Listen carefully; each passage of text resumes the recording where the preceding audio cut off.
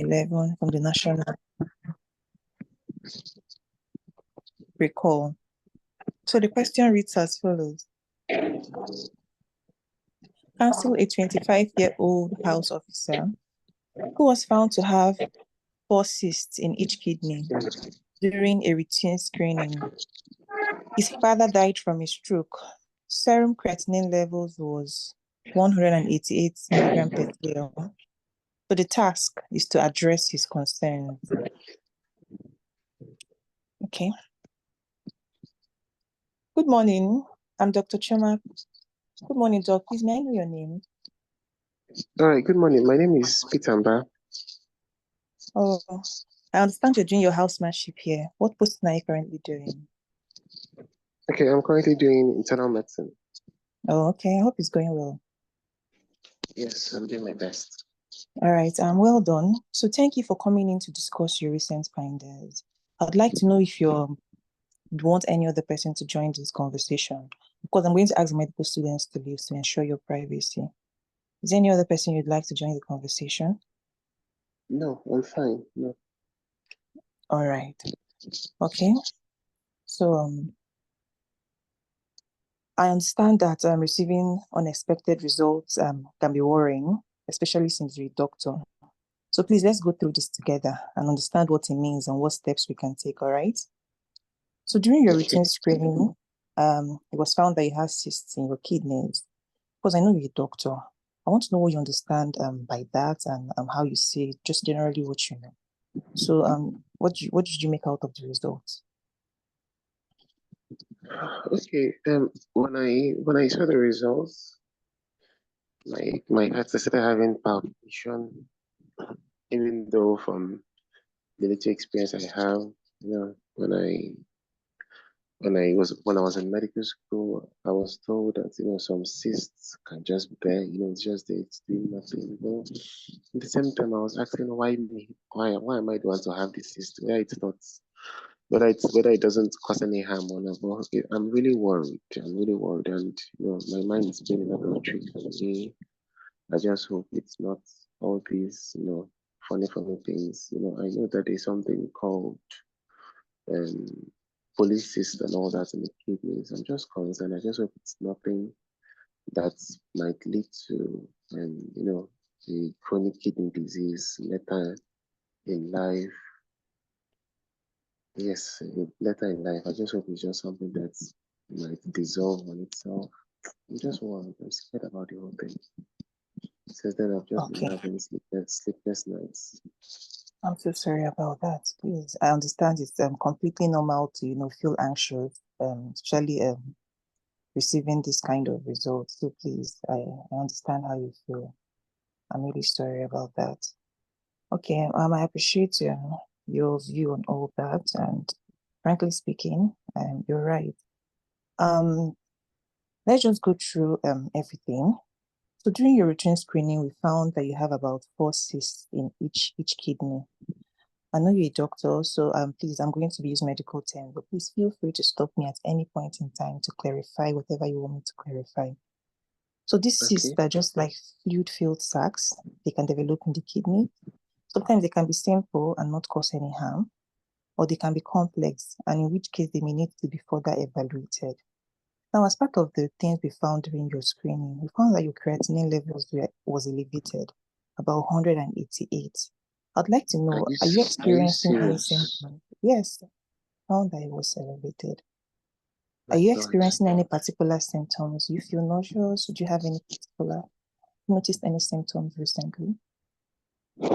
Not at all. I've not really noticed any symptom per se, just that occasionally I feel weak. Okay. You feel like vomiting sometimes? Occasionally nauseous, but I've not vomited. Okay. I notice that your face gets swollen up in the morning when you wake up. I think my lodge mate told me that one morning that around my eyes were a bit swollen. Yes, I think so. Yes, just once or so. Yes. Okay. So have you been urinating as you usually do? Have you noticed that maybe the amount of times you pee is reduced, maybe the quantity of pee that you're bringing out is reduced? Not at all. I've not really taken note of that. Okay, because that's significant, given that that result shows that your kidneys are not really working as they should. And this could be due to several factors, including the presence of these cysts What that do you we mean found. that my kidneys? What do you mean that my kidneys are not working? So normally creatinine is a waste product filtered by the kidneys. So when you have elevated levels in the blood, such as we found in your case, it means that your kidneys are not filtering them out as it should. Jesus. Okay, I'm sorry. Can I go ahead, or should we take a break? I mean, we could reschedule another time, or would you like to call someone at this point to join? Hmm. Don't worry, just go ahead. Go ahead. I'm really sorry. I'm really sorry about this. So, before I continue the conversation, would you like me to go over everything in detail, or I should just maybe give you the nitty-gritty about what just concerns you? I just want to, my own issue, my own concern now is that I just hope I'm going to be fine. I'm a doctor, I've seen people do dialysis and all that. So I'm scared. I just hope it doesn't get to that. I just hope it's something that, it will just be there and I'll live my life and, I don't get to have any dialysis or CKD or anything in that direction. I just hope it's just something that will tend to, by God's grace, it will disappear over time. Uh, I can understand your fears, especially concerning what I just mentioned, maybe the possible probability of maybe getting dialysis and all that. But we're your colleagues. I'm going to be here for you. The team is going to be here for you. So just let's go over it, and then if you have any issues with whatever we say in this conversation, we take it up from there. Okay. Okay. All right. So that's on one side. Then as part of we found as part of your history, I understand your father also passed away from a stroke. I'm really Yes, sorry he to did. hear that. Okay, I'm sorry to hear that. I But loved it's him so important. much. Oh my God, I'm so sorry. I'm sorry to hear that. It's quite unfortunate. I'm sorry. Do you have siblings? Yes, but I'm the only one around. They're not in the country at the moment. Please, we have 2 more minutes. 2 minutes. All right. So it's important to consider family history when assessing your health. So given that you've found multiple cysts in your kidneys, and then the impaired renal function, and then your father also passed away, there is one potential condition that we should consider, and that's polycystic kidney disease, like you mentioned earlier. And this is a genetic disorder that can cause presence of cysts in the kidney, amongst other things. Now, we need to screen you for certain conditions, like check your blood pressure. Also need to do further scans to check if you have cysts in other organs, like maybe your liver, your spleen, because these are some of the things that can occur also in this condition, aside the one that you already have. I don't know, your siblings are out of the country, but it would be important, to screen them as well, because I just said that this is a genetic disease, so it's inherited. In fact, it's likely that maybe the reason your father even had a stroke was also because of this, because this condition can cause some aneurysms. Aneurysm is the medical term, but it just means that some vessels in the brain have ballooned out and they can easily rupture, and the person can bleed in the brain and it can lead to a stroke. These are all features of this disease. So we even be scanning you, doing some brain scans just to make sure that all these other associations, we can check if they are there or not. And it will mean that we run several tests, and you would likely have to be seeing us for a while. So there'll be need for a long-term follow-up. All right. Are you following me? Yes, I am. Okay. So there'll be need for a long-term follow-up. We're going to examine you to check your blood pressure. Have to get your siblings, or maybe even if they're not in the country, we can send a report to their private physicians or their personal Am physicians. I am I not too young to start taking blood pressure medication? I'm still a young Well, person now. this disease is an inherited disease, so it's one of those things that can cause somebody to develop blood pressure even though they are young. I know traditionally hypertension is seen usually in older people, but with an inherited condition like this, if you have elevated blood pressure, then it's important to start your medications, because if we don't, it could worsen the outcome of your kidney issues.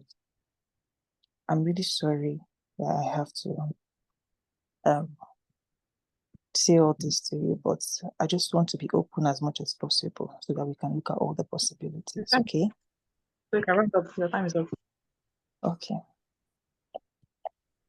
Are there any pointers or something that might suggest maybe a progression, or maybe it might just be there, or it's gonna Yes. resolve? Okay. So because it's a genetic condition per se, it can't really be cured, but you're going to be managed. And that's why I mentioned that you're going to be followed up in our clinic. So there are things that could happen. Sometimes this cyst can be quite painful, but currently you're not experiencing any symptoms. Sometimes they could even bleed. Sometimes they could get infected and we'll need to give you antibiotics and all that. Okay. So regardless of this, it's important to just maintain a healthy lifestyle, like drink enough water, eat a balanced diet. Are you a sportsman? Do you play sports? No, I Any form don't. of, okay. But it's important, I tell you, to avoid any form of contact sport, maybe like football or even boxing or anything that will make maybe somebody to hit you on the sides of your back, because it could lead to potential complications to maybe like even bleeding. You start seeing blood in your urine and all that. So I'll be I careful. understand you're feeling anxious about these findings, okay? Is there anything Right. you'd like me to go over? We just okay. All right. Okay, sure. Sure, your time is up. Okay. All right, thank you. Thank you so much. Well done. That was a beautiful section. So we'll take comments and questions from the participants first, and then our teachers will come in. That was a beautiful presentation. So if you want to talk, please just raise your electronic hands. Okay, Dr. Choma, you have some applause on the chats. Dr. Becky says, Sorry, good session, Chief Choma. Well sorry, done. Dr. Dr. Chama, Please, please, Adayi. could you go to the question? It's let's be seen. Why the comments are coming? All right, so Dr. Mojo says, you will agree with me that raised creatinine signifies a problem with the kidney that will need to be addressed, as it can be multifactorial. Okay, you need to invite other specialists too, but kidney is not working. He's wondering if there was a nice way to say it. Okay, and the others are saying, he's saying no recall or summary. Does he fully understand? Okay, you didn't ask him to do a recall. Dr. Lighton says, great job, well done. Okay, so do you have any comments? Okay. Okay, I think you said no recall. I was going to do that, but the time. Okay, maybe I think I don't know if I would be allowed to finish, but okay, I would have recalled, of course, and then I would have rescheduled. And he's saying his kidneys are not working. Okay, maybe. Thank you for the correction. Maybe I should have just said you have some maybe issues the way your kidneys handle creatinine. All right, thank you. I think there was I no don't know if you question. offered him any treatment. I mentioned that he'll be followed up. I mentioned lifestyle changes. I mentioned that if he experiences any complications, maybe like pain or seeing blood in his urine, should come to us. And then, yeah, I was going to talk about the tolvaptan. It's on my slide. It's a drug we give to people who have polycystic kidney disease to slow the progression of this cyst. Okay, Dr. Ifeoma is saying, even though he's a doctor, I think you're still supposed to use simple terms. Okay, that's her thought. Okay. All right, I've noted that. Thank you.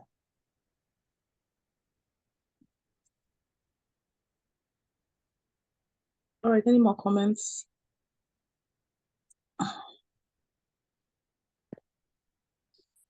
Okay, so I think it was actually a very beautiful session. I like the way you started familiarizing with him.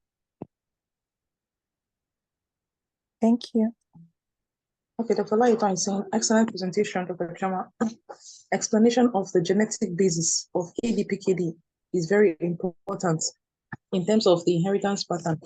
Is there any need to find out what test was done initially that picked the cyst, as well as the reason behind the screening test? Okay. The question said it was a routine screening. And just assume maybe pre-hospital employment, or because he didn't have any symptoms except that he noted that his face was puffing up. So I didn't ask him that because I just felt maybe routine screenings are things that people just do as part of the general, not because they are sick or anything.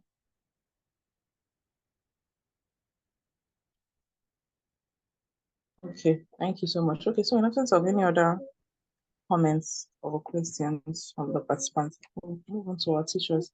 Margaret Sadal. Oh, thank you. Thank you so much, Dr. Ekele. Thank you. Thank you. Dr. Isi, that was a fair attempt. You were so relaxed, like you felt you had so much. Actually, there was more than enough time. You didn't ask your patient to recall all that you've said. And I must appreciate everyone that commented. I'll call our dear Chief Basis in class, Cookie, Remigus, Chitu, another of our status, but I just want to quickly make a few comments. I must appreciate the person that talked about using simple terms, irrespective of who is before you, or please, that's a very wonderful comment.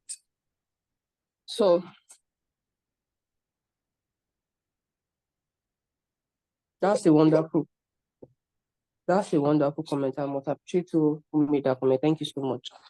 Then, so there was actually enough time to do what you're supposed to have done. Move on. So, Chief, our dear Chief, let me ask them to come in. That won't we'll just finish quickly. Chief Chitu, Chief Cookie, Chief Banse, Chief Remigos, Fatima, Kopi. I have a lot of class. Monitor. Chief Shit, you want to talk before me? Okay. Go Ah. ahead. Dr. Remigos. And your network is ahead. freaking. I hope I will be better than yours. No, Okay. just go ahead. So- Go ahead, Dr. Remigos. Go ahead. All right, thank you. Yeah. Thank you for the attempt, Dr. Chioma, right? Yes, Yeah. sir. It's a good attempt. But as always, in the counseling sections, there will always be issues, there will always be corrections, there will always be criticisms. So just for you to learn from it and be better next time. Okay. So one of the issues I have with your presentation was sometimes it seems to me as if you don't understand the question. Because at the point, it looked as if you were clacking the patient. It's a counseling session. It's not a clacking session. Okay, so fine, it's okay to just get some brief things, but they've given you the main information. They just want you to clap the patient and address his concerns. Those are the two key things you must do. Now, just as you were told, in fact, when you started with you be using technical terms, I was shocked. How can you tell someone because the house officer are using technical terms? What if he doesn't know anything about educating? Being a house officer doesn't mean you must know things about educating. Okay, so you can't start by saying I'll be using technical terms. Always the simpler the better. Your aim is to communicate, to make sure he understands. Now, the error in that is sometimes in real situations, because the person is a doctor, the person will start pretending as to understand what you're saying, so that you will not think that this doctor did not go to school. Where did he go to school? So at all points, you must try to be as simple as possible. And when you are saying you don't have time for recapping, it sounded funny, because recapping doesn't have to come at the end. It's in between. You're supposed to recap like 2-3 times. So there's nothing like you don't have time for even one recap. No, it's not possible. And then you took more time taking history than giving information. You're asking, there's no need for all that, okay? Okay, sir. There was a key aspect you missed, the aspect of invitation. you didn't invite before you started giving information. Okay. Yeah, when you asked his perception, you now went and started saying, okay, so now let me tell you, do you want all the information or should I tell you okay, that one was even later. That was later. But initially, Okay. before you started talking, you didn't invite or you didn't ask him if you should give him more information and the nature of information that he wants. Okay, sir. So, but again, if it was a nephrologist answering the question, there might be some important things. This is a 25-year-old individual who has 4 cysts, already has worsening or bad, or let's say impaired renal function. Okay? At least the creatinine was already elevated. So at 25, for him to have that is already actually a poor prognostic factor. It suggests it's PKD1, not PKD2 variant. Okay. So if you have these things below age 30, like hematuria, presence of large kidneys, presence of symptoms or impaired renal function before age 30, it's already a poor prognostic factor. Okay, so you have to also key that into what you tell your client. Despite that, you must always be seen to be giving some hope. Okay. Now, the part about the father having stroke and all that is to make you understand that there's an indication for surveillance. Okay, to check if he has burial aneurysms or not. That's an indication. Normally, you don't routinely check for burial aneurysm in patients with KD unless there's something.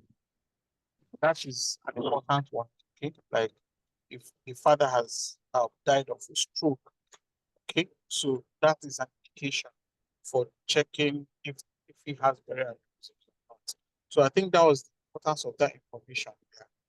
Okay, now if somebody has a positive family history and then has those ultrasound features, looking at the revised criteria or the revised criteria, this person already meets the diagnosis of autosomal dominant polycystic kidney disease with those number of cysts age and a positive family history. Okay, so already the person has a kid. That's established from the information that you have been given is enough for you to make that diagnosis. So the next thing then is what's the way forward? And what are his concerns? How do you address them? Okay, so of course, someone has already mentioned telling him that kidneys are bad. Please don't say that. You know, sometimes, although I think there's a mistake, because that milligram per DL that I'm seeing there, it's too high. I'm thinking it's micromoles per liter. I saw 188 or something. Yeah, I'm not even sure that one is compatible with like milligram per DL. So I'm thinking it's more of micromoles per liter. Okay, but it may be an AKI. It may just be dehydrated and maybe just perennial azithymia, like that. I give it because that's just mildly elevated. It may be that, but it could be something more sinister. Okay, so that's the way to give some hope. He might just need some rehydration. Maybe he was bleeding or whatever, just offer some hope before you say that kidneys are not functioning. That really scared the poor guy, and I like the way he handled that part. Okay, so please, there's always time, and then always remember to recap. Always try to look at the question and answer it. All right. In this particular case, I felt that we're doing a lot more clacking than giving than answering the question that you asked. Let me just stop here. Thank you. Thank you, sir. Thank you. Yeah, well done, Dr. Remy. Good. I think you said most of the stuff I wanted to say. Yeah, 80 pkg is something that in doing the counseling, of course, you need to be sure that there isn't other family members that may have something similar. Okay, but since you're not taking a history per se, you ask that in passing. Then yes, you are trying to get some history or some extra information from the patient. You can, but it's not a history station, so you don't get marks for that. What you get marks for is for showing knowledge. So what you do is rather than ask the person, are you vomiting? Are you weak? Whether you say things like, I'm sure with what is going on, you may be experiencing things like vomiting, nausea, Okay. weakness, and things like that, and let the person now be the one to say, oh yes, I've experienced this. Oh yes, I experienced that. So you get marks for showing knowledge, but you don't get marks for asking the right question because it's not a history station per se. And then I'm not going to go over all the things that Dr. Remigos has pointed out everything, but the one I would like to emphasize on is that you sounded too gloomy. You sounded like the person was at the end of life.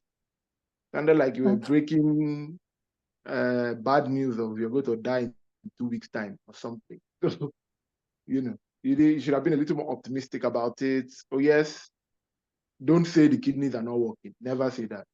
Even when the creatinine is out of the roof, GFR is less than 5. Don't say the kidneys are not working. Say the kidneys aren't doing enough. Okay? Okay, sir. Or the amount of work the kidney is doing is not enough to handle your daily needs. Okay? That way, it's not like you're saying it's over. So you don't go and over scare the patient. Because there is a tendency to scare the patient. And when you scare the patient like that, the patient may, revolt on you, or they may have been told how to revolt if you say something like out of step. But well done, Dr. Chiama. Thank you, sir.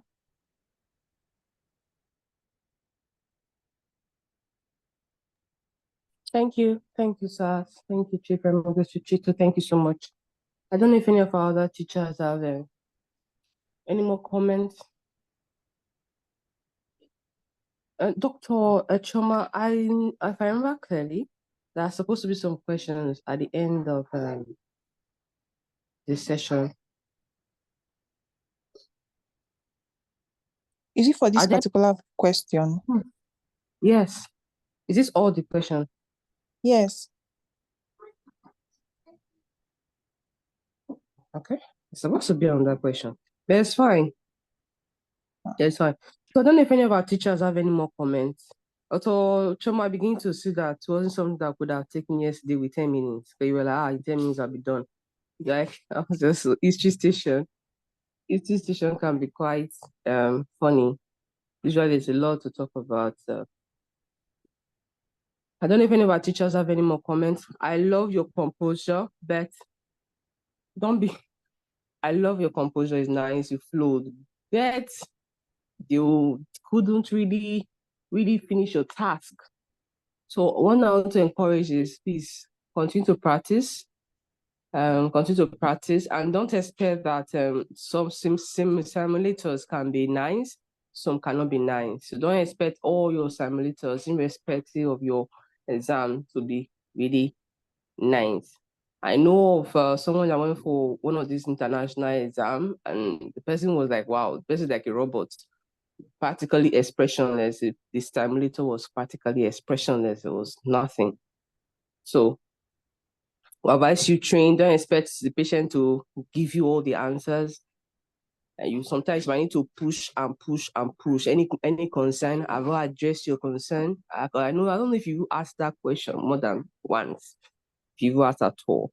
Are there any concern? When you finish the first concern, are there any more concern? And you try to always let them know that, like what Chief Remigos was saying, let them know that there is, even though that science have developed, really, a lot can happen. A lot can still happen. So give them hope. Let them know that it's not a hopeless condition. Anything can still happen. Science is changing every day, new improvement here and there. And once you're done with all of that, you can always let them know about, give them your contacts, they have access to the unit and all. So in the absence of any more comments from our teachers, Dr. Kele, Dr. Choma, thank you so much. Thank you for Thank you, ma. Thank you, ma. Wonderful attempt. We appreciate you. Thank you. Thank you, ma. You're welcome. All right, ma. Thank you so much. Thank you, our teachers. Thank you so much. Thank you, Dr. Sharma. Thank you, Dr. Mba. And thank you, Dr. Bimpe, for always helping out. Okay, Dr. Ayotomiwa. Please go ahead. Good morning, facilitators and my colleagues. Yeah, Dr. Bimpe will help me share the slide this morning.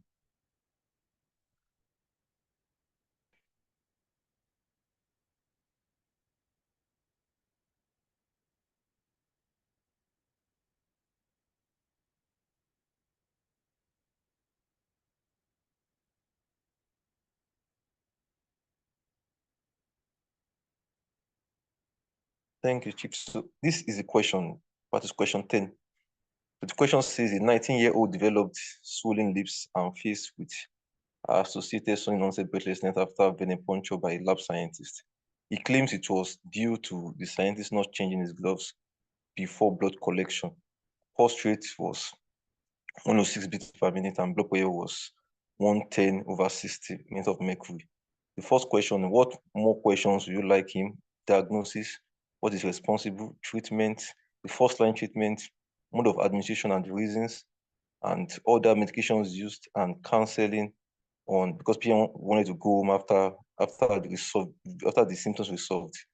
I'm supposed to advise them. So the first question is, what more questions would you like to ask him? So I would ask him if he has had a previous experience of such symptoms when he was exposed to latex-based products, which include gloves, condoms, adhesives, toy balloons, and then if he has had instrumentation before, particularly arterial catheterization, and if he had had a biliary enema, if he had similar symptoms. I also asked if he reacts to food and not fruits like banana, avocado, and then foods like nuts, fish, shellfish, and then other foods like tomato, which contain histamine. There's some food that are rich in histamine like shrimps, lobster, and tomatoes. And I also like to ask him if he had eaten any food that undergone bacterial spoilage to rule out the scombroid poison. I would like to ask if he had taken drugs like codeine before and then reacts to them.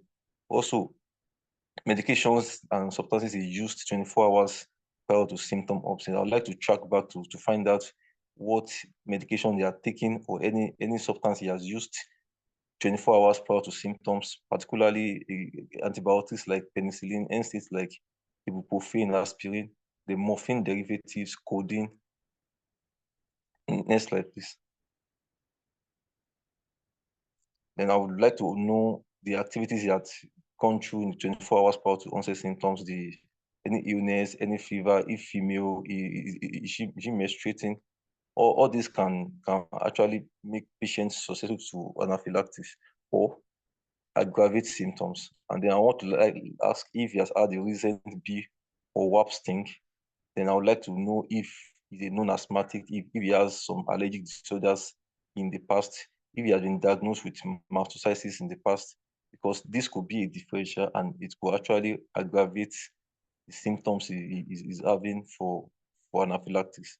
So the next thing, the diagnosis will be anaphylaxis.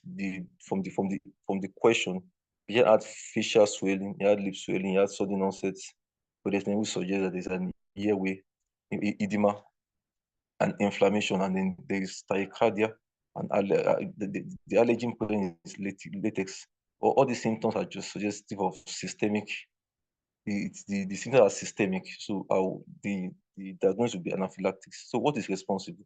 The EVR bacillensis, that's the para gene, the exposure to latex allergens, which are from 1 to 13.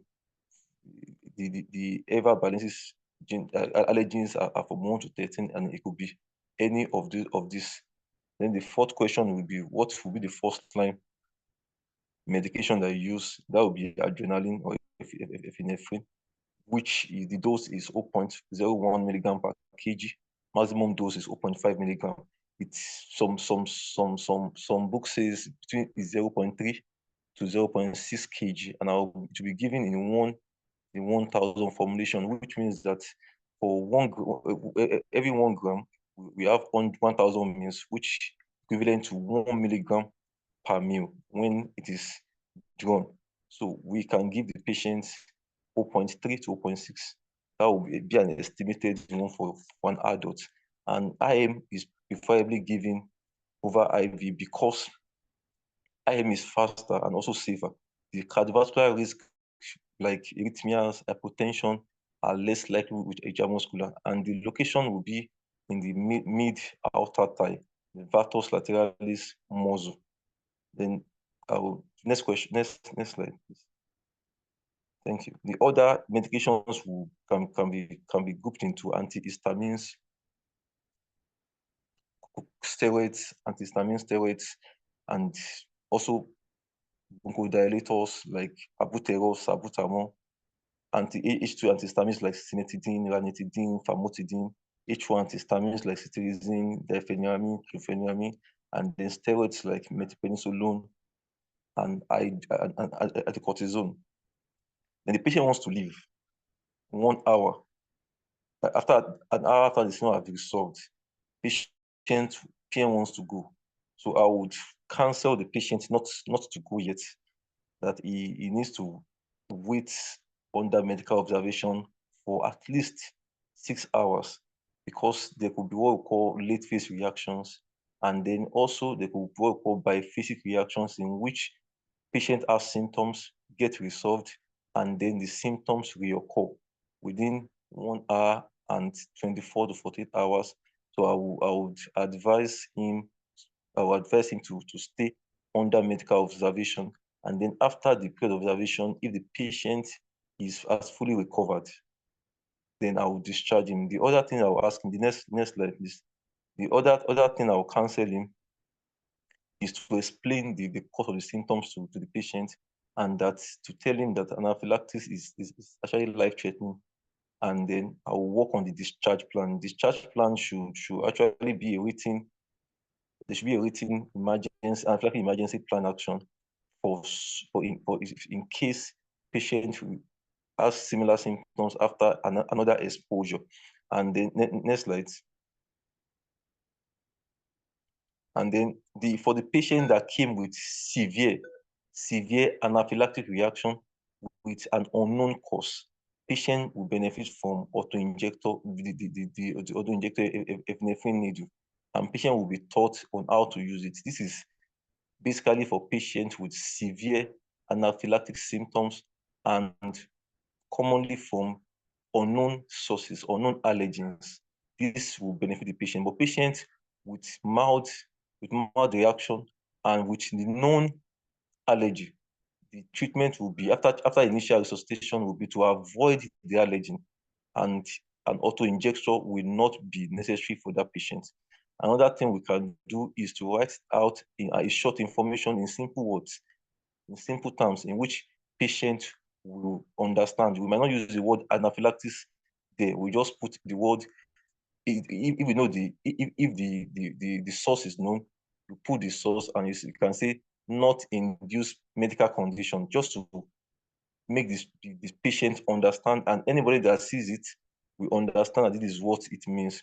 And then we also need to refer to allergies. And allergies is usually indicated, or immunologists, when there are frequent symptoms, frequent attacks. Then this will require the patient refer to allergen. And then we advise patients, but this particular patient will be advised to avoid latex-based products like condom, and then the doctors will also, his personal doctors will do, so that if he wants to undergo procedures like arterial catheterization, he can inform them. So I will go to next slide. I will go to a short. Okay, before this, let me just before this, man. Yeah, okay. So like I said before, the indications for self-injection is severe systemic with unknown allergen or unavoidable allergen, and then you train the patient, and then like I said before, patient that that they don't have severe reactions, you just avoid the drug, the causative drug. So I'll go into a short discussion about anaphylaxis now. Anaphylaxis is a acute life-threatening, and it is multi-system that results from sudden release of mass. Okay. So I'll just run through this. I won't go through all the details. And it initially, next slide, initially it was divided into anaphylaxis and anaphylactoid. Anaphylactoid means that it is IgE independent. That is, IgE is not implicated. But now the latest studies they've agreed to have a unified term, but that both IgE dependent and non-IgE dependent should be called anaphylaxis because they present the same way and they require similar treatment. So anaphylactoid is now known as anaphylaxis. It can then be used. Next slide. Next slide, man.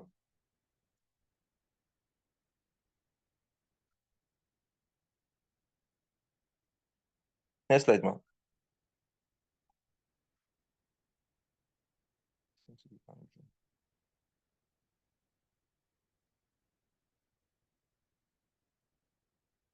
Chief, please, next slide.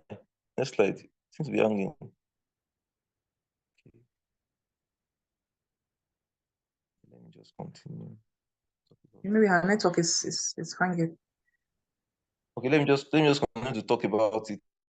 If when she comes, then the temporal pattern uniphasic peaks and then goes down. Biphasic, the symptoms is protracted, the reaction, the symptoms are consistently on without resolving completely. Then the diagnostic criteria, the core of treatment is ABC of variation, but there's a mnemonic that I saw as a way of A is airway assessment, R is to remove the inciting cause. If there's a medication, you stop it. C is call for help, and then I is intramuscular injection of epinephrine at the vastus lateralis immediately. And if it doesn't work, you give another dose of epinephrine. Then you place patient in supine position with lower limbs elevated, and then if you is in semi-incumbent, you will place patient on the left lateral side. So give supplemental oxygen, and then you have to resuscitate patient with fluid. The normal saline is the gold standard. The criteria of anaphylaxis, which I won't go quickly. You must have one anaphylaxis of illness and at least either compromise or reduce blood pressure. Blood pressure must be low or there are other symptoms of end organ dysfunction like hypotonia. So when you have acute onset of symptoms involving the skin, the mucosa, or both, with at least low blood pressure, hypotension, or respiratory component, you can make it as anaphylaxis. You can also have two or more of the following: respiratory problems, usually the compromise, hypotension, prominent GI symptoms, and then mucosa involvement. Once you have any of those two, you can safely diagnose anaphylaxis. So airway management, patients might require emergency intubation if there is airway compromise from edema. And here we present with edema of the tongue, stridor, and then another potential way to solve airway problem is to do an emergency cryptothyroidotomy. It has been shown to be better off than tracheostomy for emergencies for anaphylaxis. And this is the picture of how it is done. You go through the thyroid membrane and insert a small airway, very tiny at the top. It has been shown it can be done at emergency faster than a tracheostomy. The intravenous fluid, normal saline should be given. Patients should receive at least 1 liter fast or 2 liters fast, and sometimes you might also require up to 7 liters. And the input and output must be monitored. The reason why normal saline is preferred is because ingasactate has some other side effects. Ingasactate can cause metabolic alkalosis, and also dextrose can easily be ejected from the circulation into the interstitial tissues, which can worsen patient edema. Colloid is used for patients who have diffuse shock, but can be expensive and not readily available. And it can also help for volume overload. Like I said earlier, epinephrine is the first choice, I've discussed how it can be given. Side effects include anxiety, restlessness, headache. The benefit outweighs the side effect here, particularly anxiety, restlessness, and headache. For patients who has had, but it can also cause myocardial infarction and general pulmonary edema. So, especially following IV usage, so it's preferably give intramuscularly. Other things I've mentioned here is within 10 milligram, diphenhydramine 20 milligram, H2 antagonist, H2 and antihistamines, pharmaceutin, cimetidine, bronchodilators can be given. The former teaching is that penicillin can be given, but however, hydrocortisone 200 milligram IV has been shown to be of more benefit than other steroids. So I would advise to give IV hydrocortisone 200 milligram start. If it's not available, then we can give methylprednisolone. Hydrocort is actually more available than methylprednisolone. And you can have refractive anaphylaxis if after you have given appropriate epinephrine dosage via the you have given appropriate dosage and you have directed your treatment at symptoms. I think you have treated symptomatically, and patient still continues to be still have symptoms, or you have given at least 3 doses of epinephrine back to back, then patient might need to be admitted into ICU. Despite you have given dose, patient still has symptoms. Other things that have been given include vasopressin, dopamine, norepinephrine, and ECMO in a facility. If it is available in a facility, that can be done. Then, like I said before, patient will be observed because they can have biphasic reaction. They can have recurrence of symptoms. So patient should be observed for at least 6 hours before discharge. All patients with severe anaphylaxis must be admitted in the hospital. Patients that fail admission of patients who do not respond to IM require more than 1 dose of this may be if you give once, give epinephrine once, and its patient is not recovering, giving 2 or 3 times. So it has been shown that patient who has had more than 1 dose of epinephrine before the symptoms got relieved, they are at risk of biphasic. Those kind of patients might be kept longer than 6 hours. You can keep them for 24 to 48 hours. For patients that you give just 1 dose of epinephrine and they get better, you can observe for at least 6 hours before discharge. Follow-up care, the code is safe. You seek support, you identify the allergen, which is very, very important, and tell the patient to avoid the allergen. And then you follow up, and then you tell the patient what it's used for emergencies. So these are the 4 things that should be done for the patient. History, I've mentioned this earlier. These are the things to take at the emergency for the patient, how it happened, comorbidities, and let me just go to some testing. Serum tryptase measurement is the studies of the journals, the materials I read shared that the investigations are not really important for this patient, but they can be done. They are not the mainstay. The mainstay is treatment. So, but we can use it to differentiate differentials because in mastocytosis now, the baseline tryptase is almost always elevated, more than 11.4 nanogram per mil. And then when there is attack, it goes further than that. However, in anaphylactic reaction, the patient's baseline is usually less than 11.4, and then it can go higher when patient has symptoms. But like I said, this investigation is not the first line. Other tests that can be done is using 24-hour histamine, which can be used to diagnose recurrent anaphylaxis. Another test that can be done is 24-hour 5-hydroxyindoleacetic acetic acid. This is used to rule out carcinoid syndrome. So skin testing and in vitro immunoglobulin E testing can also be done for patients. And then this is for patients with identifiable cause. Patients with identifiable cause is easy to avoid, it's easy to give them instructions and avoid the cause. However, patients without identifiable cause, think about other differentials, particularly mastocytosis. So this is the differential diagnosis of anaphylaxis. In mastocytosis, there's likely to be cutaneous lesions. They could be have worse symptoms, recurrent attacks, and then it's elevated. I'm almost done. Bigger syncope, scomboid poisoning, and then carcinoid syndrome. These are the differentials that.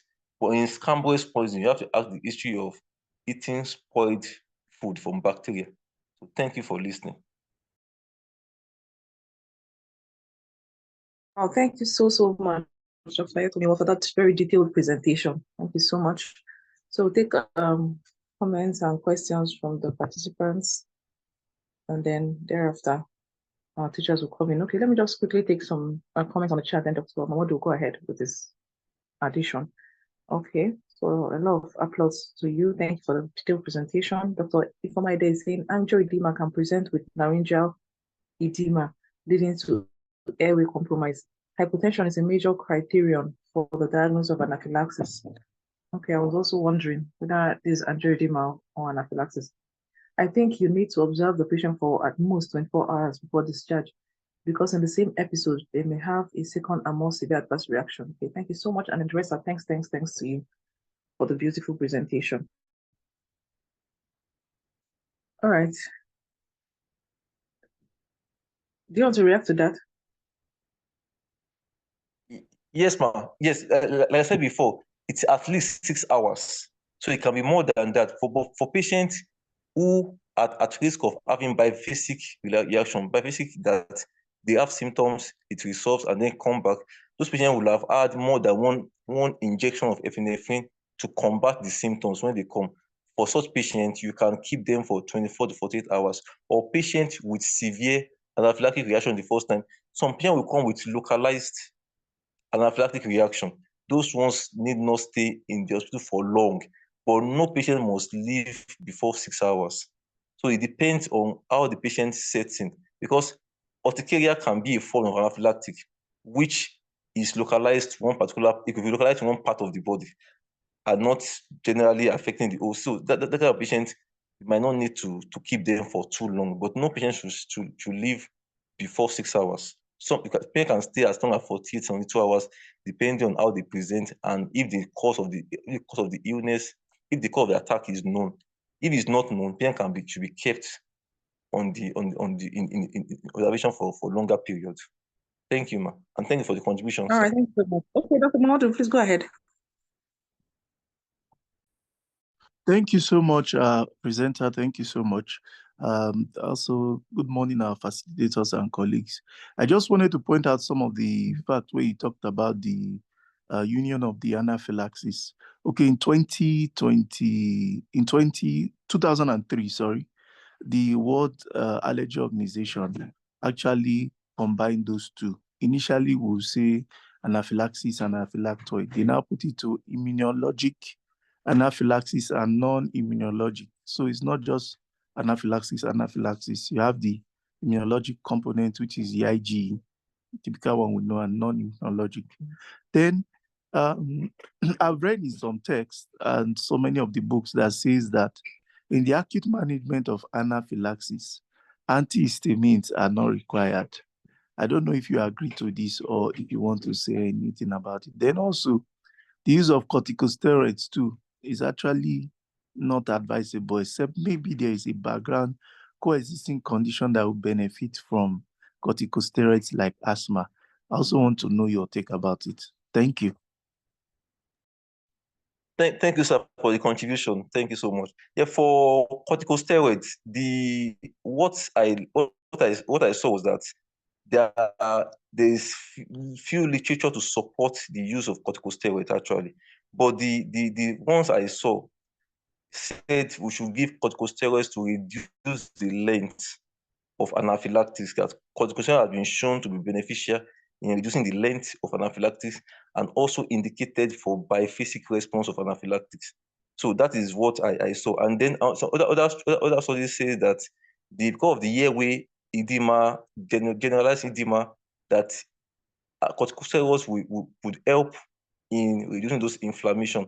So I agree with you. I saw different things. Some said it should not be used for acutely, but I put it here because of the inflammation that occur during anaphylaxis. So I think that I didn't get the other one. I think it's corticosteroid and one other. I didn't get the other. The antihistamines. Antihistamines, sir. Oh no! I saw that it is used routinely, even though the claim clinical benefit is unproven, but it is still used. the clinical benefit is unproven in anaphylaxis, but it is used. Okay. Both H1 and H2. Is it clinically proven for the acute phase or when you are trying to maintain the patient? No, That's what I saw yeah. is, okay, what I saw is that it is used for severe cases. But the Okay, caveat there is, yeah, the caveat there is that the clinical benefit, maintenance. either acute or chronic, yes, sir. But the caveat there is that the clinical benefit is unproven. Okay, thank you so much. Yes, sir. All right, thank you so much, Dr. Mawaju. Thank you, Dr. Ayutomiwa. So Dr. Linda just dropped a comment on chat. She says urticaria is not anaphylaxis, neither is angioedema. These are two different conditions. However, they can progress to anaphylaxis. So urticaria is different, angioedema is different. However, both of them can progress to anaphylaxis, which is also different. Thank you so much, Dr. Linda. Yes, ma'am. Okay, so okay, yeah, what I say about that is that urticaria and angioedema may occur together and they can be part of an anaphylactic reaction. That was why I give an example for urticaria. They are different things. However, urticaria and angioedema can be a part of anaphylactic reaction.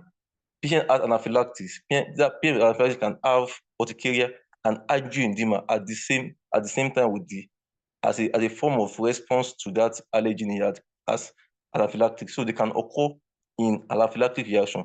But urticaria is non-IgE mediated. And what I read is that it is common in anaphylaxis, but it is non-IgE mediated. Thank you, ma'am, for the contribution. all right, thank you so much. The question you've not addressed, the question of the hypotension. You know, there's this general. Yes, I mentioned it's part of it's part of the diagnostic criteria. Yes, you either have acute or onset of symptoms.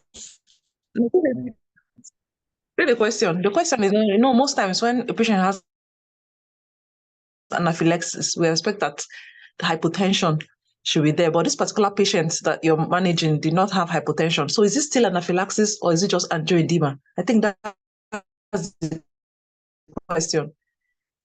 Okay, ma. Okay, ma. Well, for this patient, look at the blood pressure. BP seems, yes, it seems normal. It seems normal. This BP will not suggest hypotension. So I cannot really say. But because of the systemic manifestation, tachycardia, however, in the diagnostic criteria, which I posted earlier, there are two forms for an adult to make a diagnosis. One is that patient can have symptoms from the table. Patient can have symptoms, and then one of either respiratory compromise or reduced blood pressure. So this patient seems to have respiratory compromise because he has sudden onset breathlessness. So we can diagnose anaphylaxis. It's either one of respiratory compromise or hypotension with the other symptoms of anaphylaxis. And the other one is if you have two or more out of these four: skin or mucosal affectation, respiratory compromise, hypotension, or persistent GI symptoms. So for this patient, even though he has a seemingly normal blood pressure, he had other symptoms that qualifies him or her for anaphylaxis. So I'll still go with anaphylaxis. Thank you for the question. All right. Thank you so much. Okay, so in absence of any other comments, I'll hand over to our teachers. Mark Isabel. Well, thank you. Thank you, Dr. Can you hear me? Dr. Yes, ma'am, Can I I hear Yeah. So thank you, Dr.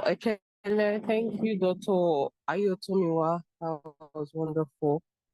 Okay, Chief Remigus, your hand is up. Can go ahead, sir. Yeah, okay. Thank you so much. I really loved the lecture. I love this anaphylaxis. I really like the topic. Because the guy is easy to treat, but sometimes very difficult to make the diagnosis if you're not looking out for it. So yes, I agree with the presenter that it's anaphylaxis, okay? And it's not always hypotension, just like you said, other things too can be there. Sometimes you could be thinking, why not just angioedema?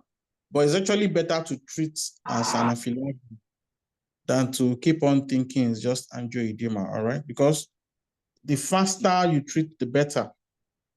Now, the question about why IM and not IV, I loved his answer. Although he said it is faster. Now, he didn't explain why it is faster. You cannot say IM is faster than IV. That's not really correct because IV gets into the blood immediately. So how is IM faster? The IM is faster because you don't have to set line first. You just jab the person. That's why it's faster. Okay? So there's no time for you to start setting line. Give your adrenaline first, then you can now start looking for line. Okay? So as far as you have said that, oh, this is anaphylaxis, you give your IM, then you can start looking for line. Another thing I wanted to talk about was the biphasic one.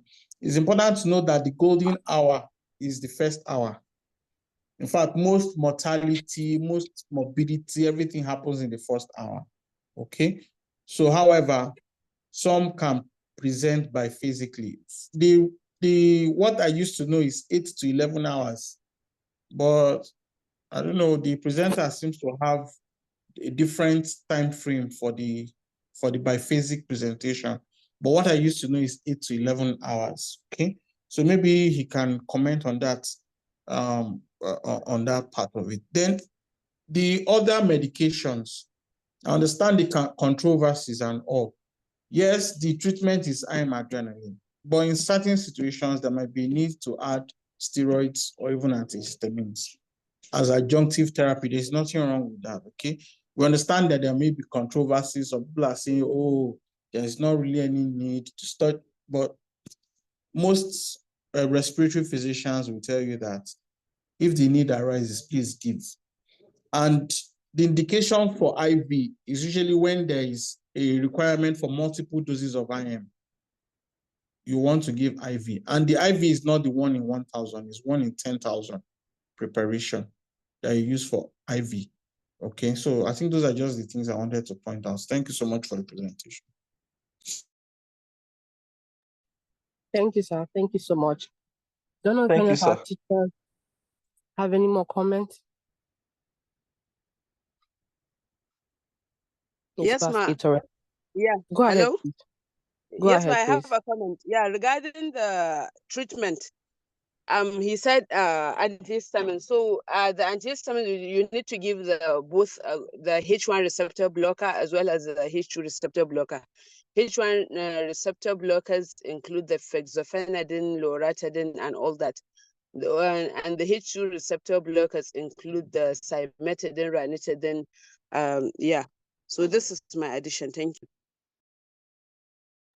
Thank you, Dr. Thank Fatima. you. Thank you so much. Thank you. Don't know if there are any more comments. Okay, I think that's that. Thank you so much, Dr. Fagbemi. That was wonderful. But I appreciate both presenters today, Dr. Choma and Dr. Fagbemi. God bless you guys. And our dear Dr. Big Bay, thank you for always coming through with sharing our slides. I want to appeal to our participants